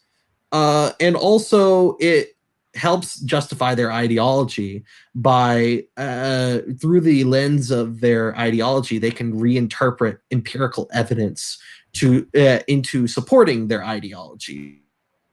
Like I gave an example with Theodore Adorno and his study of healthy families, concluding that health conservatives didn't come from didn't have healthy relationships because even though they were subjectively happy with their parents, because they didn't have the courage to show that their parents were really abusive, like the liberals who came from broken homes. That sort of paranoia is seen in the left a lot, And you see this in the Nicholas Sandman case and everything. Yeah, and I'd be remiss if I didn't mention that someone with Adorno, looking at his early life on Wikipedia, he has a vested interest in breaking apart the things that he's criticized. With those ones, like it, I don't know. I mean, it's entirely an ideology designed to destroy. Like, if anyone can think that a happy, cohesive family is a bad thing and a broken, miserable family is a good thing, clearly that person has ill intentions. Oh, yeah, definitely. I mean, the entire ideology of critical theory is not, it's specifically stated that it's designed to liberate humanity in a Marxist sense. And it's not any kind of objective study of truth. So it's really, I mean, it's exactly as advertised. There's no conspiracy about it. It's just they completely purposely say we're going to destroy what you consider Western society in the name of freedom and equality. Yeah, and like I said, So if you hold your civilization as the ultimate good, then you shouldn't tolerate ideas that are just blatantly meant to destroy it. But I think we've gone through that already, though. Oh yeah. So Todd Todd Mann, that is the comment of the day. Thank you all. I know this was a pretty long live stream, but this was a very interesting topic. I always love talking philosophy, and I liked talking to Endeavour too. He was a good guest who put up with my eccentricities, and I'd like to have him on again if he would come on. Yeah, I always enjoy this one, Geocon. Oh yeah. So check out his channel. Links in the description. And to all those people who are asking me to upload more. Don't worry. I have an interview with Closington of the Closington channel coming up, and I also have quite a few response video scripts all written. I think I have like, I don't know, 4 or 5 response video scripts all written down, and I'm recording the first one right now. I hope to get done with it by June. But fingers crossed. Anyways, I'll be signing off. Have a nice day. Have a nice day, everybody.